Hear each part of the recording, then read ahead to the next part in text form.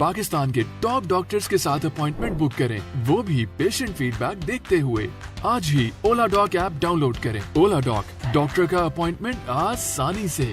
अस्सलाम वालेकुम, मेरा नाम डॉक्टर अरहम जावेद है। मैं बतौर कंसल्टेंट फिजियोथेरेपिस्ट बहरिया टाउन रावलपिंडी में अपनी सर्विसेज अंजाम दे रहा हूँ। अल्हम्दुलिल्लाह मेरा इस फील्ड में 9 से 10 साल का एक्सपीरियंस है और 2 इयर्स जर्मन ऑर्थोपेडिक सेंटर में एज इंटरनेशनल एक्सपीरियंस है। आज हम एक बहुत इम्पॉर्टेंट और बहुत कॉमन टॉपिक पे बात करेंगे, नी ऑस्टियोआर्थराइटिस, जिसे आम लफ्ज़ों में जोड़ों का दर्द, नी जॉइंट का दर्द कहा जाता है। अच्छा, मेरी प्रैक्टिस में जो ख़वातीन मर्द आते हैं नी जॉइंट के पेन से, तो वो 3 कंप्लेंट्स बताते हैं।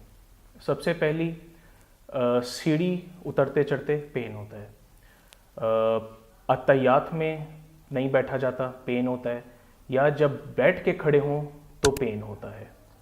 तो अब ये सारी सिचुएशन और ये सारा मैं आपको एक ये जैसे मसनूई नी जॉइंट का मॉडल है, इस पे मैं समझाऊंगा कि कौन सी मूवमेंट होती है तो किस में ज़्यादा पेन होता है और कौन सी मूवमेंट। ये हमारी पट की हड्डी है, इसको हम फीमर थाई बोन कहते हैं। ये हमारी टांग की हड्डी है, इसको हम टिबिया कहते हैं। और ये छोटी हड्डी है, फिबुला कहते हैं इसको। ये नी कैप है, जिसको हम चिपनी की हड्डी कहते हैं। अब जब आप मिसाल के तौर पे जैसे ऐसे बैठे हुए हैं और ऐसे बैठ के खड़े होते हैं, अब जब आप बैठ के ऐसे खड़े होते हैं तो ये चिपनी की हड्डी इसके साथ टकराती है।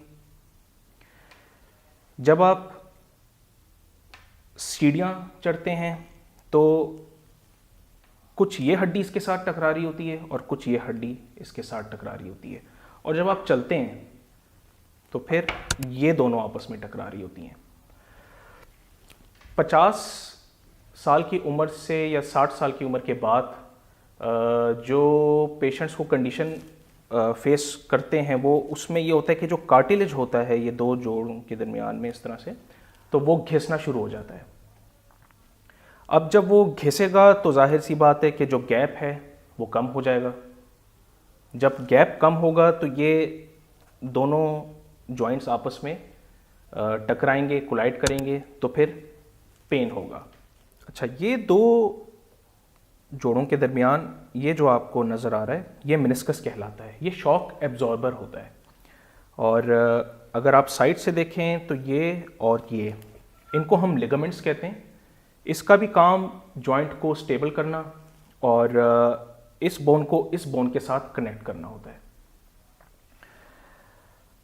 हमारे पास जो पेन से रिलेटेड पेशेंट्स आते हैं ऑस्टियोआर्थराइटिस के, तो सबसे पहले हम ज़ाहिर है उनको एक्सरे का मशवरा देते हैं। जब एक्सरे करवा लेते हैं तो उसमें एक डेफिनेट चीज़ हमें जो पता चल जाती है कि वो ये दोनों जो बोन्स हैं आपस में मिल रही हैं, स्पेस कम हो जाती है।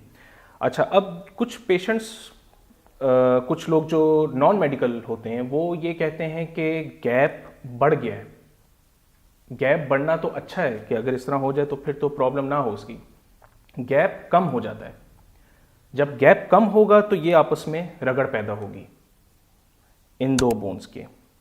अच्छा, नी ऑस्टियोआर्थराइटिस वजूहात में अगर हम देखा जाए तो जो लोग बचपन में अपनी कम उम्री में बहुत ज़्यादा ओवरबर्डन उन्होंने काम किए हों, सीढ़ियाँ बहुत उतरे चढ़े हों, या भारी वज़न लेके बहुत ज़्यादा चले हों और डाइट पे फोकस ना किया हो, रेस्ट ना किया हो, तो फिर आगे जाके बड़ी उम्र में ये प्रॉब्लम फेस करना पड़ जाता है। अब बात आ जाती है इसमें मैनेजमेंट की, ट्रीटमेंट की, कि इसमें कैसे इस चीज़ को हम ठीक कर सकते हैं। और फिज़ियोथेरेपी से इसका इलाज बहुत तसल्ली बख्श और अच्छा है और उसका प्रोग्नोसिस बहुत अच्छा साबित होता है।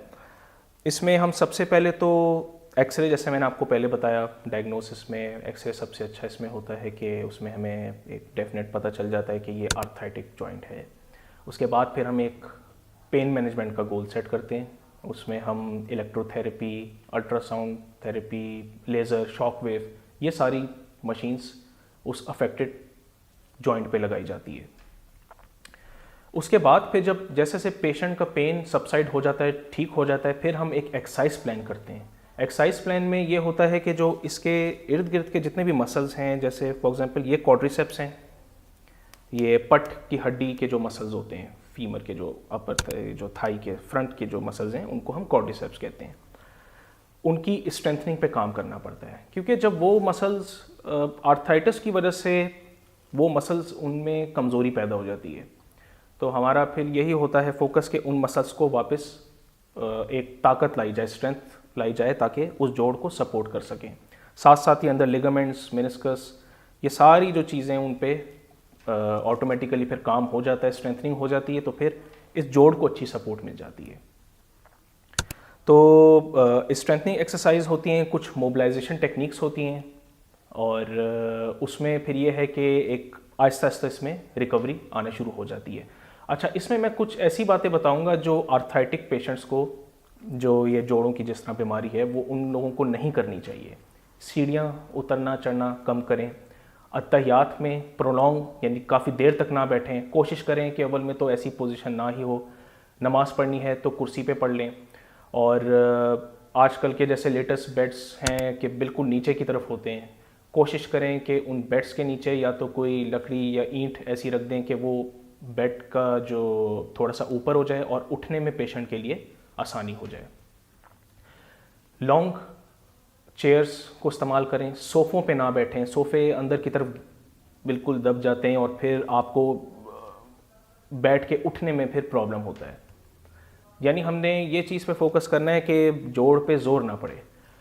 और इसके अलावा वॉकिंग का इसमें काफ़ी होता है कि ये कुछ डॉक्टर्स वॉकिंग को प्रेफर करते हैं और कुछ इसको मना करते हैं।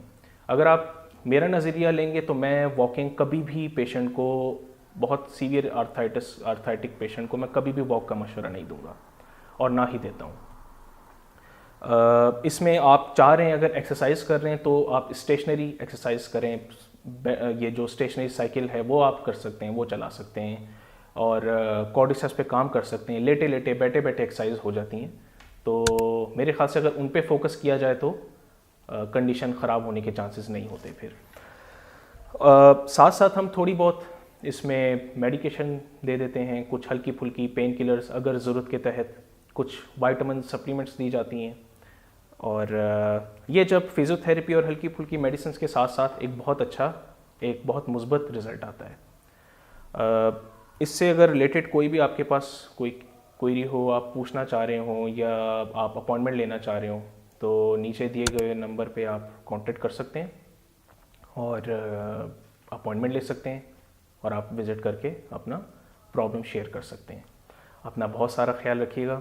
अल्लाह हाफिज़। पाकिस्तान के टॉप डॉक्टर्स के साथ अपॉइंटमेंट बुक करें, वो भी पेशेंट फीडबैक देखते हुए। लाखों लोगों की तरह पाकिस्तान के सबसे बड़े डॉक्टर नेटवर्क का फायदा उठाएं और आज ही ओला डॉक ऐप डाउनलोड करें। ओला डॉक, डॉक्टर का अपॉइंटमेंट आसानी से।